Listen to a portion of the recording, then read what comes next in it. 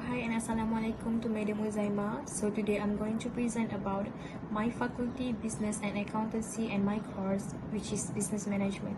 So the FBA at Unicel is an excellent option for obtaining your business education and preparing for a successful career. Our faculty is in beautiful Shah Alam, the capital city of state at Selangor, which is home to agroforestry and recreational park with an idyllic lakeside setting dominated by enormous minarets and gleaming blue dome of state mosque. The FBA offers exciting educational opportunities that emphasize innovative experiential learning in order to provide students with the knowledge and skill they need to succeed in global marketplace. We provide 11 undergraduate courses and 3 postgraduate programs of study to help you prepare for a successful adult life. Our faculty members are dedicated professionals with strong academic credentials. Business is a very strong field of study.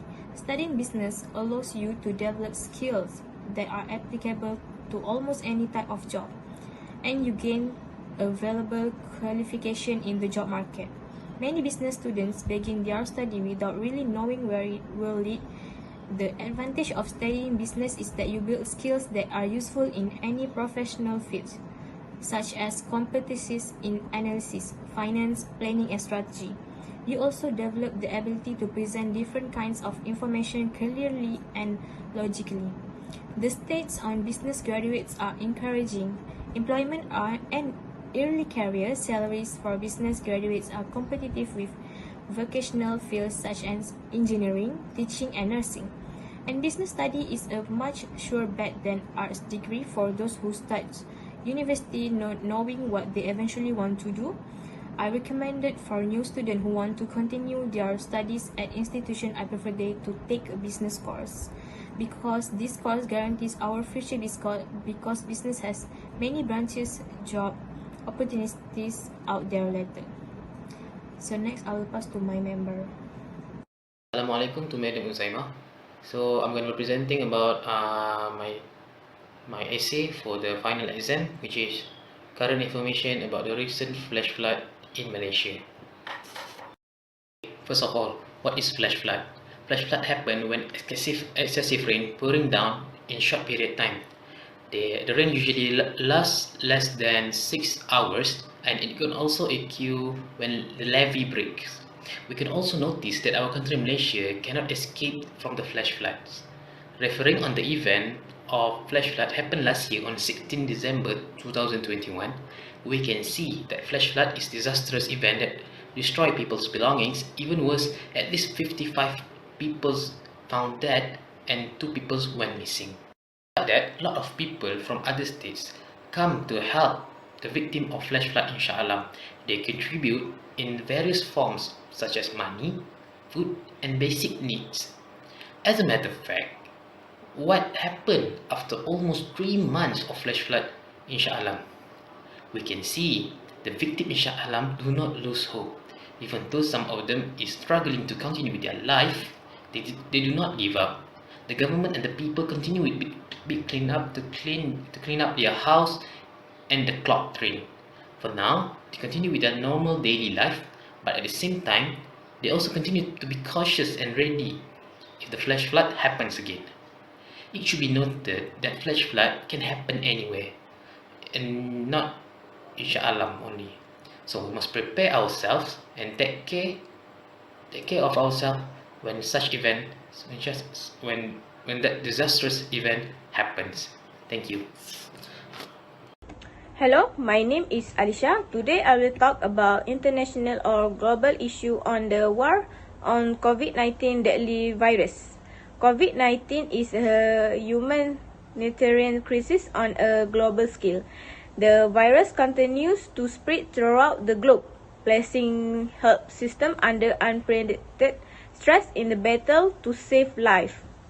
The human scale of this tragedy is set to become worse as the virus spread to lower-income countries with weaker healthcare systems. The scale of the COVID-19 pandemic is a consequence of international trade and globalization, with the virus spreading along established trade and travel routes. However, the pandemic also affects international trade throughout reduction in both supplies and demand. In this viewpoint, to describe the many implications for health and propose ways to mitigate them. But keeping trade flowing requires cooperation and trust. For example, that the market will supply essential, that countries will not impose export restriction, and that import do not pose health risks. This is a particular challenge at the time of trade tension. Effort to manage and prevent tension throughout ongoing negotiation and now complicated by mobility restriction. The severe economic strain from COVID-19 is more important than ever to avoid escalation of the current trade tensions. Beyond COVID-19 itself, public health measures to contain the pandemic have produced alarming increase in domestic violence and mental health problems. Further adverse effects are likely to include is rising childhood malnutrition and particularly rickets. In the longer term, increased incidence of chronic condition due to reduction in physical activity and income. As the world began to pivot from reacting to pandemic to planning for recovery, prioritize the well-being of the worst off and build a more robust and inclusive global system while respecting the legitimate demands for policy autonomy. Thank you. Assalamualaikum and hi to all. My name is Nur Hidayah. So today I would like to present my part about where to go for help. Talk to someone. It's important to tell someone how you feel, as this may bring an immediate sense of relief. You could speak to a friend member of your family, university tutor, counselor, doctor. A tutor may also be able to help you get in touch with university or other counseling service. University counseling service. Many college and most university have a free and confidential in-house counseling service you can access with professionally qualified counselors and psychotherapists. You can usually find out what they offer and how to make an appointment in the counseling service sections of your university's website. This free service in university is available to both undergraduate and postgraduates. Many universities also have a mental health advisor who can help you access the support you need. As well as counseling or therapy, you may also be entitled to reasonable adjustment such as extra time in exam, extension on coursework, and specialist mental health mental support. So that's all. Thank you. Assalamualaikum to Madam Uzaimah. Today, me, Nur Alia binti Nur Azmi, will present about awareness campaign on depression and mental health among teenagers. Depression, according to the National Institute of Mental Health, which known as NIMH, is a state of mental instability that affects the human body, mood, and relationship with others. According to the NIMH, around 7.1% of teenagers have a depressive disorder by the age of 18 and above. Teenagers sometimes suffer with certain behaviors which can contribute to depression. Academic pressure from parents, bullying, verbal abuse, and chronic disease are all possible causes. Depression can strike anyone at any age, but it is most common in teenagers. To overcome depression in teenagers, we organize an awareness campaign, Save Our Teenagers' Life. From this campaign, they will find someone they can trust in with whom they can communicate their feelings. A good listener is someone who should be trusted as a backup, but some depression teenagers have a trust issue with other people and they will choose the right person.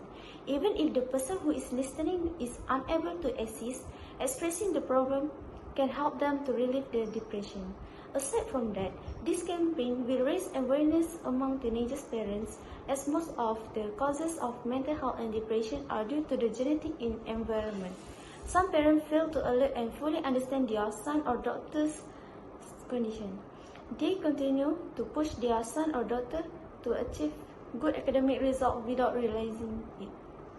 In addition, exercise also can help people overcome the depression and mental health. So, we will take some time to exercise or go for a walk in a peaceful recreational area because it can reduce stress on the flexible mind, allowing teenagers to temporarily forget about their problems. It will make the teens have a talk with other people, and the outcome of conversation during relaxation session can help in problem resolution. Finally, depression should not be allowed to take over because the consequences are far-reaching. People who are under extreme stress are frequently unable to control their emotions. As a result, if you are experiencing stress, we should try to deal with it as soon as possible. There will be a special team building program for the new student. The program will be held on 11 April at Kuala Selangor Park. The program will be held from 10 a.m. until 4 p.m. The program will be organized by Mr. Lee, and there will be a few senior students to help Mr. Lee to run this program smoothly. The new students are required to wear a suitable attire to attend and partake in this program. The new student who partake in this program will receive a participation certificate. Food will be provided for the new student who partake in this program. There are 3 activities that the new student will do in this program. The first one is egg toss, the second one is shark tank, and the last one is race. Before the second activity, the student will have a break. During this break, they can rest or eat. There will be a winner for each activity, and the winner for each activity will receive a prize. So, the main purpose for this program is to build trust amongst the new students. For them to work together and get along together in the future, they must know that they can trust each other. That's all. Thank you.